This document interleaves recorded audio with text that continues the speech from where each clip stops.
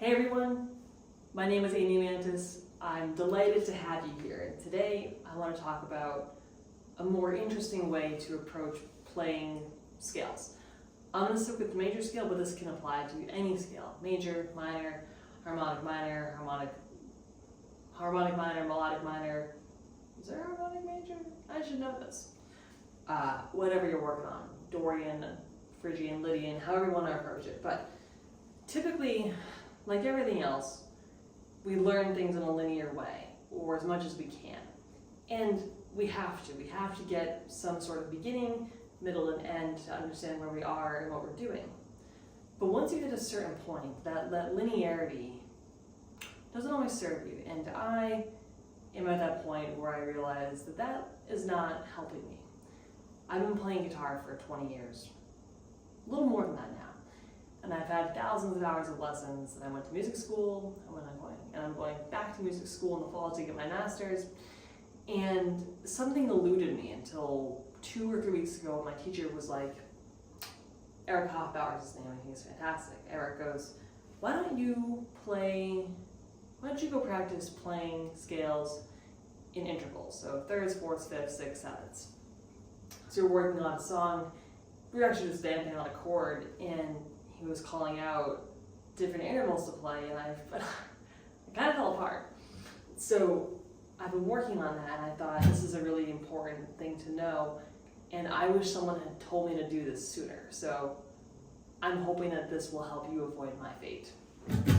So that major scale pattern is whole step, half step, whole step, half step. And I'm going to keep it in 2 shapes, and then I'm going to play it all over the fretboard. But we're going to start with our low, our C on the 3rd fret on the A string, and we'll do 1 octave here, major scale up and down, the way that we all practice them all the time.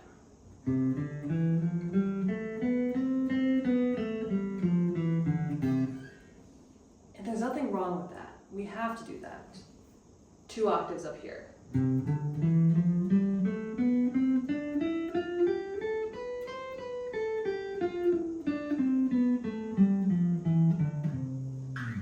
So, there's a hair on me. It's one of my own.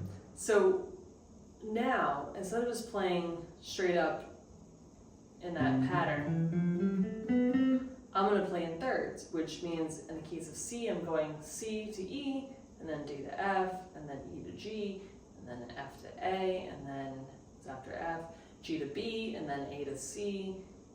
Oh, yeah, no, G to B, A to C, B to D, C back to E. And effectively, for the people who don't care what the notes are, you're skipping a note and then going back to it. So I'll talk through it this time. We get C, B, D, F, E, G, F, A, G, B, A, C, B, D, C, E. One more thing though, I'm actually going to go back. To the people that don't know your notes, you owe it to yourself and to your fellow musicians whom you play with to learn the fretboard, to know what the notes are, because that is how we all talk about music. Notes have names for a reason, because it makes it a lot easier to talk about them. So, one more time. C, E, go a little faster.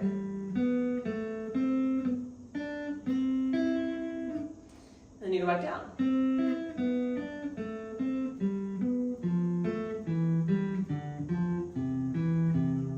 And while that's still kind of linear, it's a lot more interesting because you can use this as those lines. Oh, don't play B flat, we're playing B major, C major rather. That's me relying on shapes, not notes.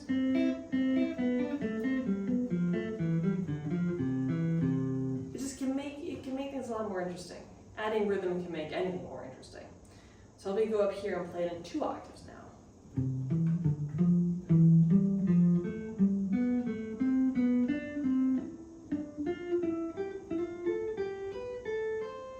Yeah, we'll stop there.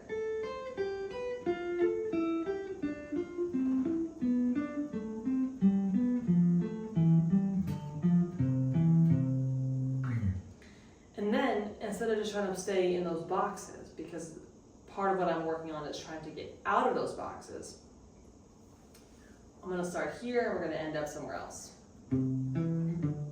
Still playing in C, only playing in C. C major, that is.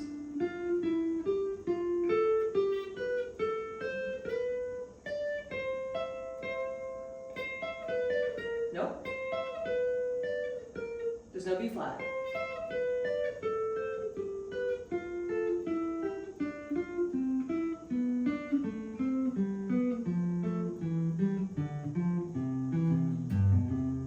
So yeah, there's some shapes that repeat in there, that's fine.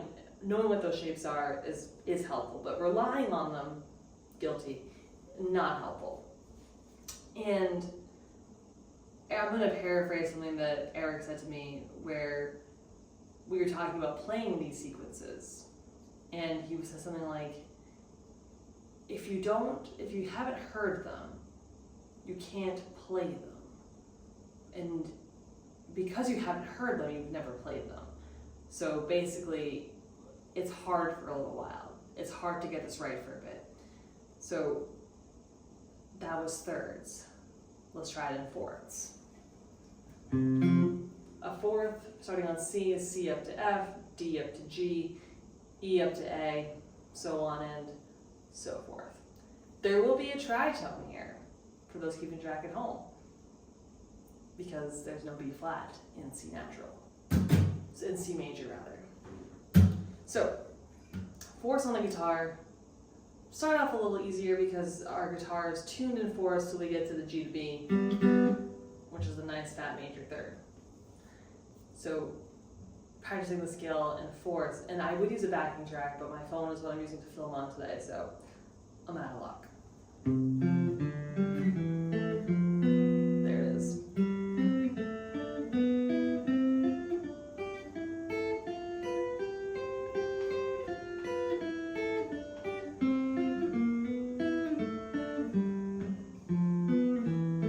My descending is still not as good as my ascending is.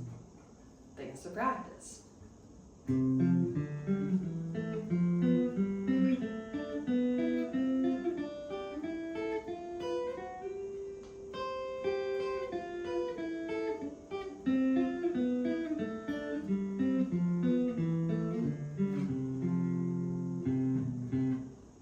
I like to resolve. Once you're able to play them, once you've heard them and once you've played them, these kind of go, it's almost like which came first. It almost doesn't matter, but one will feed into the other. You'll start to know, you'll start to recognize it when you hear it, and you'll start to incorporate it into your playing once you recognize it, and once your hands know what to do. So fourths and C up here.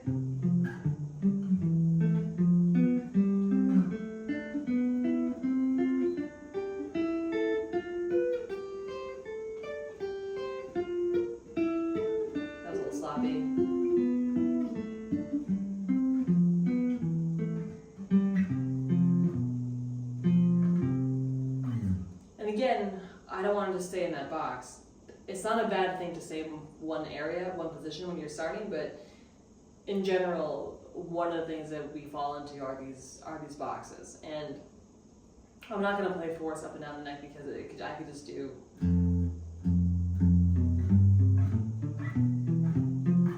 Because of how the guitar is laid out. Where was I? D. So I go to E.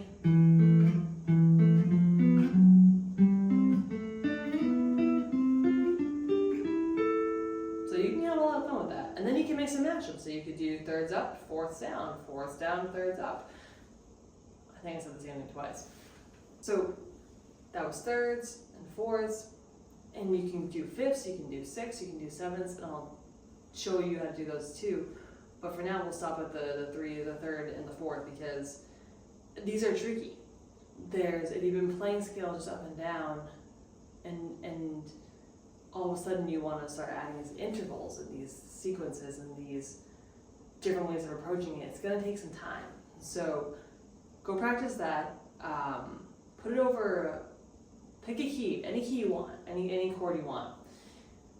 You can do any kind of thing in C, or D or E or F, wherever you want to play. Put on a backing track, or put on a song in that key that you're playing in, and just play along with it using that idea. And you can do different rhythmic things with it.